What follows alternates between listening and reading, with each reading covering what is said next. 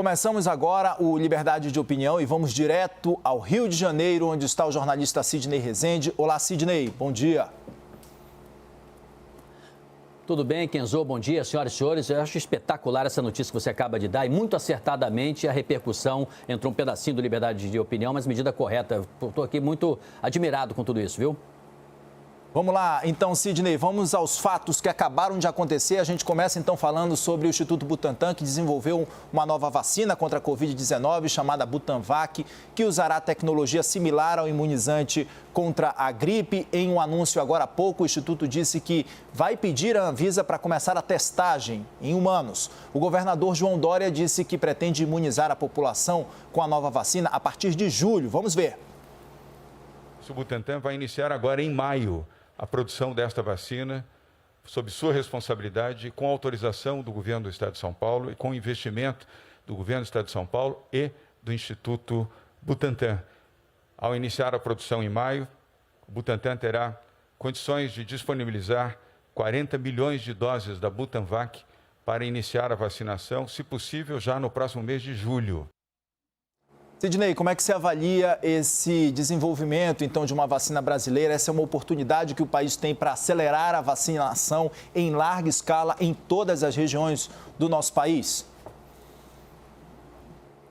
Kenzo, em matéria como essa, nem otimismo demais e nem pessimismo ajudam. Quanto mais realista, tanto melhor. Ou seja, tem uma tramitação, como todos os seus entrevistados disseram agora há pouco. É preciso o registro na Anvisa, é preciso que depois que a Anvisa autorize essas duas primeiras fases, ela autorizará também, tomara, a terceira fase, muito importante. É preciso fazer registros nacionais e internacionais. Essas providências, elas poderão ser feitas rapidamente. Mas isso não significa também que a produção poderá ser feita, mas a vacinação, a distribuição, a logística não é assim tão rapidamente, como disse agora há pouco o seu entrevistado, que é um especialista, né, da Fiocruz. Então, é preciso ter um pouco de calma para este processo.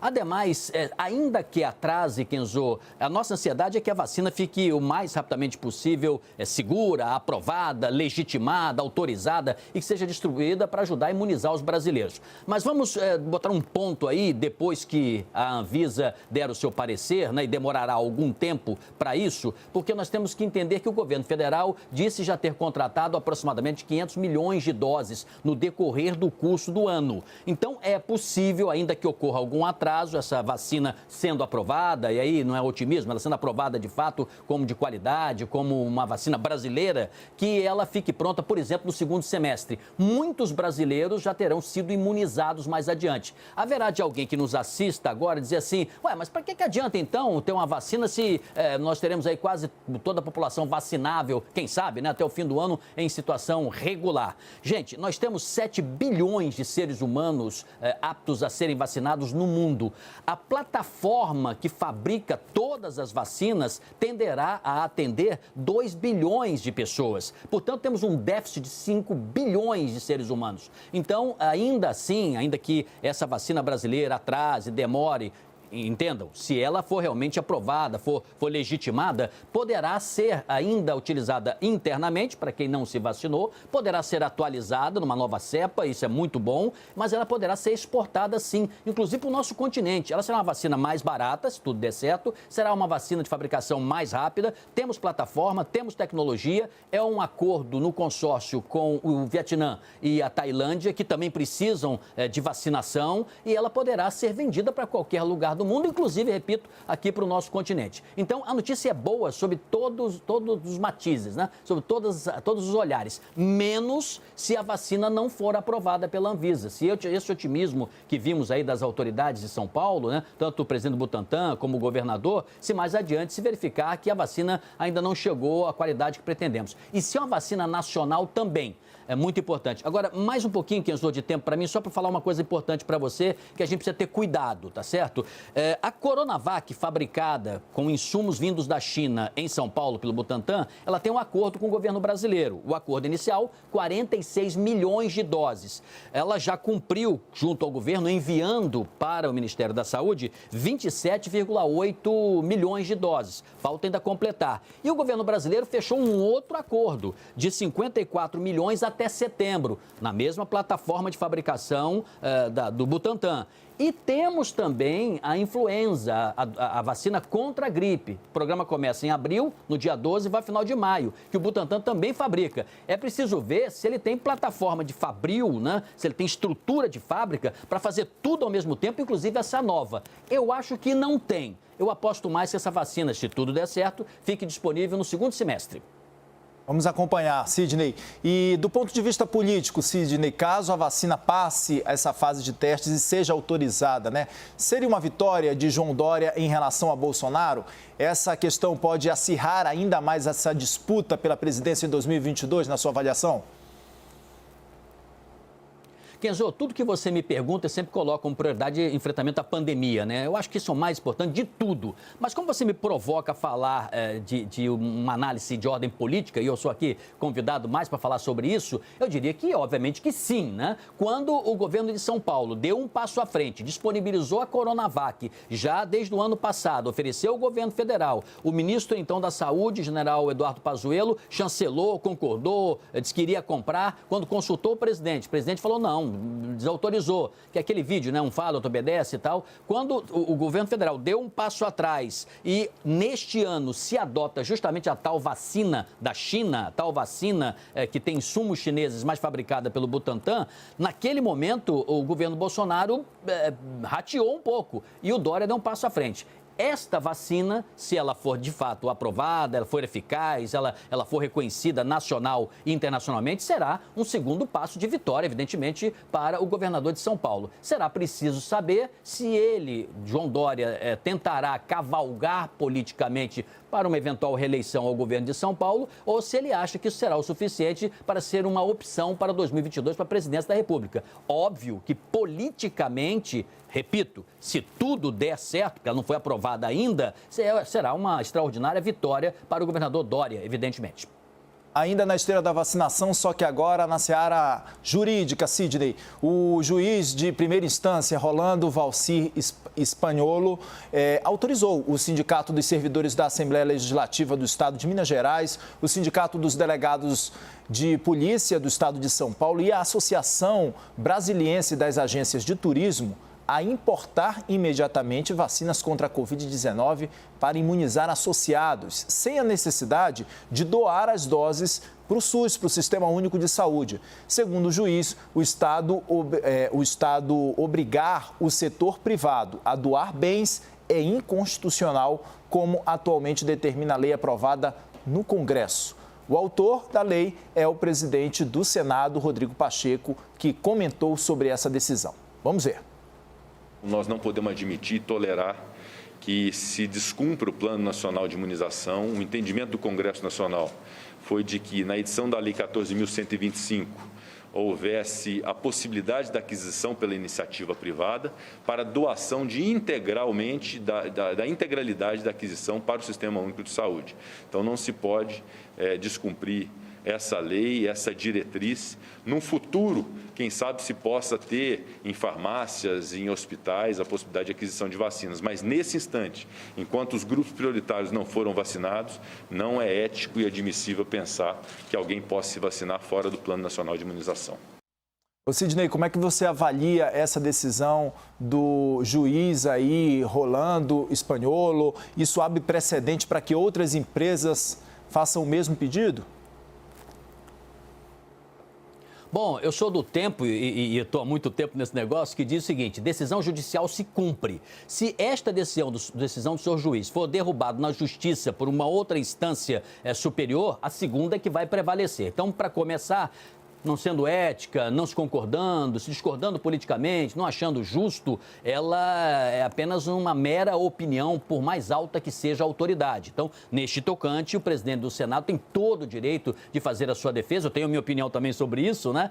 E todos nós podemos ter a nossa individual, mas essa decisão judicial ela tem que ser cumprida. Esse é o primeiro ponto. O segundo, outras vezes, Kenzo, eu já fui provocado aqui para dar minha opinião sobre isso. O que eu dizia lá atrás e repito? Depois que o setor setores estratégicos, prioritários. As primeiras fases são as pessoas mais idosas, os profissionais de saúde, aqueles que atuam na área do serviço essencial. Enfim, todos que estão no cronograma das primeiras fases forem vacinados. Eu entendia no passado que se poderia ter qualquer iniciativa privada, de associação, de sindicatos, de amigos que se unam, milionários, que seja, e comprem vacina, depois de se cumprir estas fases. Até cumprir estas fases, eu penso rigorosamente igual pensa o presidente do Senado, né?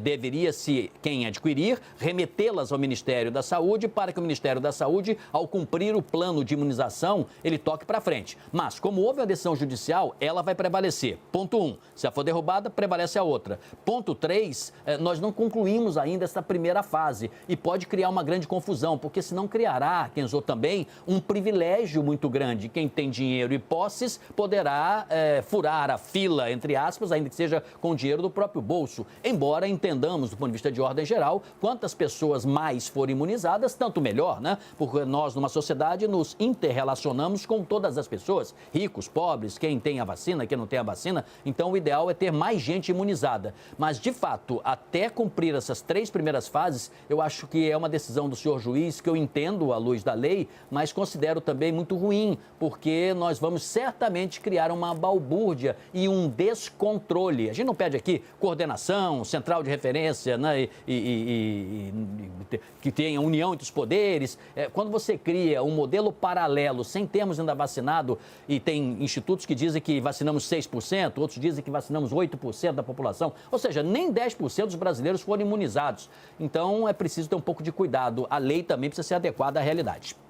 Agora, Sidney, o Estado ali obrigar as empresas a doar, né, esse quantitativo seria inconstitucional?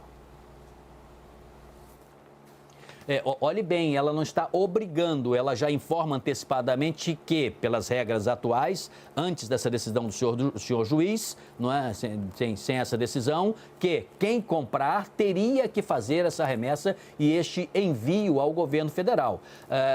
Seria obrigação, sim, se alguém disser, comprei com meu dinheiro, não vou obedecer, não vou cumprir, dane-se, vou fazer o que eu penso. Não, aí não, certamente haveria movimentações nesse momento, judiciais também para tanto. Então, é preciso ter um pouco de cuidado. Eu acho que é esperar um pouco, porque agora em abril tenderá a ter uma boa leva de vacinas, esperamos que sim, né? Ou no máximo maio, e tudo isso tenderá a acalmar. É que a aflição da não chegada da vacina assusta todo mundo, né? E o setor econômico está muito nervoso. E a gente vai falar agora sobre uma fala do presidente Bolsonaro, porque ao comentar o adiamento dos impostos do Simples Nacional aplicados a pequenos empresários, o presidente Jair Bolsonaro, que pressionado pela grave situação da pandemia, havia mudado o tom do discurso, né? Voltou a dizer que a responsabilidade e o fechamento das empresas é daqueles que decretam lockdown. Vamos ver. É um governo mostrando a sua sensibilidade, sabendo que o desemprego, o fechamento de empresas, parte diretamente de quem pratica o lockdown. Fazemos e faremos tudo o possível para manter empregos. Sidney, como é que você avalia essa declaração do presidente Bolsonaro? Você lembra que eu disse para você, né, Kenzo, que nós somos animais, né, que no reino da humanidade, né, e da existência na Terra, né, com características específicas. Escorpião é escorpião, cachorro é cachorro, gato é gato, leão é leão, né? Olha o presidente já voltando de novo a bater, né, nos governadores e tal, completamente de forma desnecessária. Ou seja, só o governo federal está certo? Não, não é assim. Quando o governo federal toma iniciativas como, ainda que lentamente, favorável a um auxílio emergencial, ainda que com valor pequeno, e o ideal era que se fosse um valor maior, entre 150 e 300 reais, é um valor muito baixo, não compra nenhuma cesta básica, o governo federal tomou algumas iniciativas. Ontem o ministro Paulo Guedes as divulgou. Uma delas, antecipação dos benefícios para aposentados e pensionistas do final do ano para cá, ótimo. A possibilidade das empresas que estão penduradas no Simples não pagarem agora os seus tributos e somente pagarem mais adiante, no segundo semestre, perfeito, renegociar, quem sabe, o Simples em parcelas, para não ficar tão pesado mais adiante, já que em muitos lugares você não tem negócios, né? Muito boa a ideia. Estas iniciativas são positivas de estender a mão. Pronamp, um empréstimo para pequena empresa também, tendo crédito, respirar um pouquinho para poder se rearrumar, porque só no ano que vem, certamente, vai se começar a ter um movimento um pouco melhor, Kenzo, por causa da vacinação. Então, são ideias muito boas. Agora, o governo de São Paulo também tomou ideias, também aplicou ações muito positivas, possibilitando o não corte de gás, de energia elétrica, também parcelamento de contas, pagar mais adiante certos tributos. Isso também é muito bom. A Assembleia Legislativa do Rio de Janeiro vem em socorro do governo do estado, liberando recursos também em auxílios emergenciais locais, valores menores, mas ajuda também. São apenas algumas das iniciativas que nós temos. Prefeituras estão tendo essas ações. Eu defendo que se tenha sopões, que se tenha distribuição de cesta básica, que se tenha restaurantes populares para a população poder comer momentaneamente. São ações que podem ser tomadas. Então, prefeituras, governos estaduais e o governo federal podem tomar suas medidas, até isoladamente, neste sentido. Agora, daí o presidente querer dizer que ele está certo, o governo está certo e os outros aqui não estão, não me parece muito justa essa posição. Sidney, esse discurso do presidente Bolsonaro aí pode prejudicar os trabalhos ali desse comitê que foi criado essa semana pelos poderes, na medida em que há uma pressão grande ali do Congresso para que o presidente mude o seu tom, né? Olha, o problema do comitê é que eu sou favorável à existência dele, acho que devia ter existido há mais tempo, sou favorável à união entre os poderes, acho que isso é muito bom. O problema é ele não ter convidado todos os governadores, não é? Quando ele faz um corte, essa pergunta que você me faz me obriga a responder de duas maneiras, né? A maneira do presidente cria embaraços para quem ele não chamou? Nenhum, porque para quem ele não chamou já não está chamado mesmo, já é considerado meio que inimigo, meio que adversário, está do outro lado da ponte, não está funcionando essa relação. Agora, e para quem foi lá, acreditou, apostou no comitê, o presidente da Câmara, né, Arthur Lira, o presidente do Senado, senador Pacheco, eu acho meio desmoralizante para o Senado, desmoralizante para os demais integrantes. Mas, repito, nada que não se possa conversar. Se este comitê e o ministro Marcelo Queiroga terá um papel muito importante, ministro da Saúde, se ele conseguir fazer um núcleo pequeno, operacional, rápido, eficiente, ele poderá costurar as rusgas, as diferenças políticas. Mas se for um conselhão em que todo mundo fale e depois tira uma ata e mais adiante você não sabe nem o que foi decidido nesse conselhão, vai ser aí sim um fracasso. Quando você vier me perguntar no futuro, eu falar, poxa vida, Kenzo, não deu certo. Mas ainda pode funcionar, na minha opinião. Vamos falar agora do orçamento, Sidney, que com 3 meses de atraso ali o Senado aprovou o orçamento desse ano, de 2021. A matéria prevê cortes na Previdência e destina 1/5 do orçamento da União ao Ministério da Defesa. Como o projeto já havia sido aprovado pela Câmara, o texto segue agora para a sanção do presidente. A votação só foi possível após um acordo proposto para recompor parte do orçamento para investimentos em saúde, educação e para o IBGE, permitindo então ali a realização do censo demográfico, né? Enquanto os salários do funcionalismo público estão congelados até o fim do ano, o reajuste para os militares foi aprovado. Então, Sidney, como é que você avalia aí os pontos polêmicos e como é que o caso da verba para o Ministério da Defesa e o reajuste aprovado para os militares, como é que você avalia esses pontos bem polêmicos ali aprovados no orçamento? Kenzo, quando você, eu, o senhor, a senhora que nos assistem, né, recebe os seus proventos, seja um salário, seja a sua aposentadoria, né, o que entra para você ter como dinheiro no bolso para agir, né, você tem um monte de coisas para fazer, mas tem que priorizar, não tem dinheiro para tudo, né? O orçamento é mais ou menos isso, você programa o que você vai ganhar no curso do ano e o que você vai aplicar numa projeção para o ano seguinte. E você vai tentar cumprir, né, dentro das suas prioridades, as obrigações. Kenzo, tudo é importante. Eu sou totalmente favorável a fazer o censo. O censo é fundamental, é estratégico. Eu sou super favorável a equipar bem as Forças Armadas, diminuir a defasagem de muitos anos, não só equipá-las de instrumentos, de armamentos, de equipamentos, não, de qualificar bem os militares, deixá-los sempre prontos, né? Já que exercem um papel muito importante de respeito à soberania nacional, de defesa nacional. totalmente favorável. Eu sou favorável que a Previdência seja sadia, que o governo esteja sempre pronto, uma Previdência moderna. É evidente, tudo a gente diz sim. Mas dá para fazer tudo ao mesmo tempo? Não, não dá. Eu tenho dúvidas se... Dúvidas não. Eu não posso ter dúvidas nessa matéria. Eu tenho certeza que 1/5 do orçamento para a defesa neste ano não me parece próprio, não me parece adequado, é uma importância correta, fora de época, indevida em meio a uma pandemia. Se você me dissesse, mas Sidney, você não está avaliando que este 1/5 de orçamento para a defesa é porque as Forças Armadas terão um papel preponderante daqui para frente na vacinação, no combate à pandemia, elas vão ajudar a montar hospitais, que ela já tem alguns, mas montará outros, ela equipará também a sua força para que os militares, com seus 200 mil homens, ajudem também essa frente dos profissionais de saúde. Se você me disser isso tudo, fica mais fácil dizer, poxa, Kenzo, então um recurso é uma opção, tomara que dê certo. A gente pode discordar de uma coisa ou outra, mas tem a ver com o momento atual. Pandemia é o problema número 1. Gente, salvar vidas é o fundamental nesse momento. Brecar o número de pessoas infectadas também. Então, esse enfrentamento é fundamental.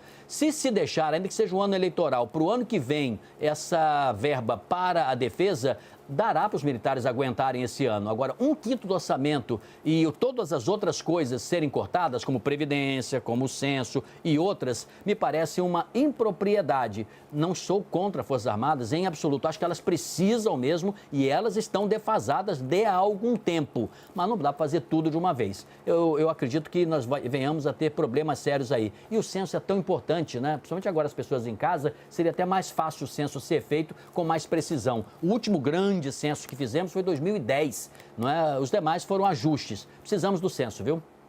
Sidney, muito obrigado pela participação. Até amanhã. Até segunda. Bom fim de semana.